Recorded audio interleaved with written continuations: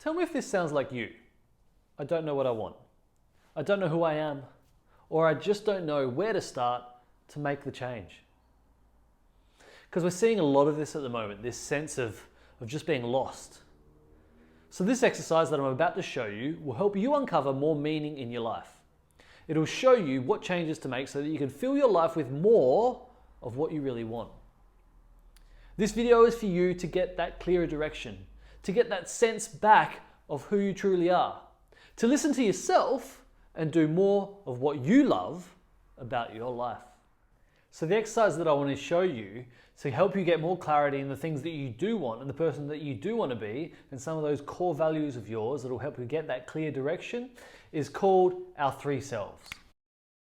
And it's based on something really simple. It's based on the idea that there are three selves to everyone. Now the way that I'm going to explain this to you guys is by using the metaphor of a diamond. You see, a diamond by itself is beautiful, just like our authentic selves. It's perfect the way it is. But then like all diamonds, there are some faults. There are some scratches, there might be a little bit of discoloration here or there, and a few faults through the diamond, which is fine as well. But what we inevitably do as people is we see these faults and we worry our entire time looking at the negative, which is the black, looking at the negative of who we are. And on top of that, to try and hide it, we put on this crappy varnish across the top of the diamond, right? We put on this fake pretend self. We almost bloody use like a lacquer to try and make the diamond good again. And instead of just having the diamond like it once was, our authentic self, we try and hide the negativity with this garnish, which actually makes the diamond worse than what it is when it was authentic, when it was just a pure diamond. And the same can be said for us as people. We've got our authentic self, we've got our negative self, and then we've got our pretend self. And what I'm going to show you is how some of the life that you're living right now is the pretend self, trying to hide your negative self, when in reality, you need to just be your authentic self. And I'll use some things off the top of my head as a bit of an example, some of my own experiences. And we'll start with the pretend self. And some of the questions that you need to ask yourself for the pretend self are things like, how do you like to be seen? What do you want people to first notice about you? What is the most important thing people know about you? Or if your life was about proving you and proving who you are, what is it? So for me, it's things like, and obviously I've done this exercise before, but I like to present with confidence. I definitely like to be seen as well off, in love, and let's go with, I want people to know that I've got my shit together, right? Now, in and of itself, as a pretend self, isn't all that bad. These things aren't all that bad, and that can be the same for you. And sometimes some of the pretend self might be really closely orientated to the authentic self. But they're mine. That's who I pretend to be. And then the next step is to work out, well, what's the negative self? What's the other side of that? And look, this can be a really shitty process because we don't really like looking at our negative self. But I want you to take a good hard look at who you pretend to be and have a good hard look at some of the things that you don't like about yourself. And a good place to start is by thinking, if someone was to call you a name like overweight, poor liar, how would you feel about that? Some other questions to ask might be like, what's the direct opposite of your pretend self? Another really good question is, which one of your secrets will only be discovered after you pass on? And then finally, a question that you might ask is, who is your least favorite person? Who do you like the least in the world or on TV or a fictional character? Who do you like the least and why? And so some things that come up for me here, I'm just going to go kind of directly opposite to these. Scared comes up. I want to go with, like paycheck to paycheck.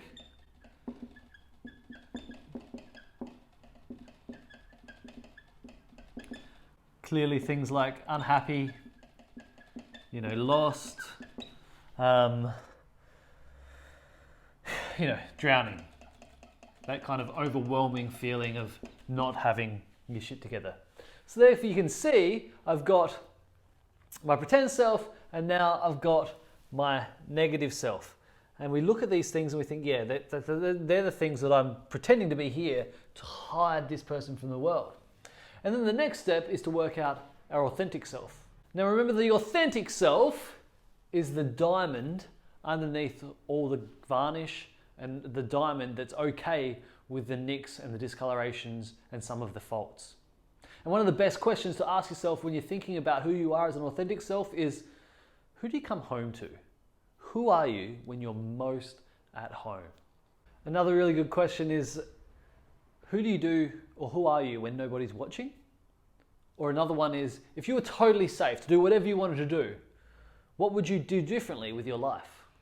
And then one of my favorite questions, if you lived beyond fear, if you lived beyond having to pretend, if you lived beyond worrying what others thought, what would you do and how would you live your life? And so some of the things that come up for me, having said all of that, and some of the things that come out of me being my authentic self is, well, when I'm at home, I am calm and easygoing. You know, so if you were to relate that to these things, it'd be like, I don't worry about being scared, and I don't really worry about being confident because I just am. I just am calm and easygoing. And then the next thing, if we're looking at money-wise, probably like just doing my best and knowing that I'm doing my best. That's who I am when I'm at my authentic self. And then next we've got, in love, unhappy, lost. Look, when I'm my authentic self, I'm just grateful. Grateful for who I have and what I have in my life. Grateful for who and what. And then thinking about the last bit, the kind of idea of having your shit together and not drowning. For me, it's just, I've got a clear plan. When I'm my authentic self, I have a clear plan. The plan may be working, it may not be working, but when I'm my authentic self, when I'm my diamond, I've got a clear plan.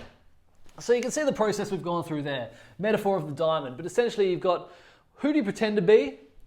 Who's the negative self that you're hiding, trying to not let the world see, trying to not let anyone in? And then underneath it all, underneath all the faults, who is your authentic self? And when it comes back to finding that direction and finding those things for your life, we start here. You can probably look at life right now and see a few of these things happening in your own list. But when we've got our authentic self, they're the things that you need to bring more of into your world. Look, I hope that's been helpful. I hope that's given you an opportunity to see more of who you want to be, how to trust yourself, and how to make some of those changes to bring more of who you want to be into your life. If you've got any more questions, you can hit me up on Instagram at 8weeklifehack, or you can go to 8weeklifehack.com and there's a contact page there as well.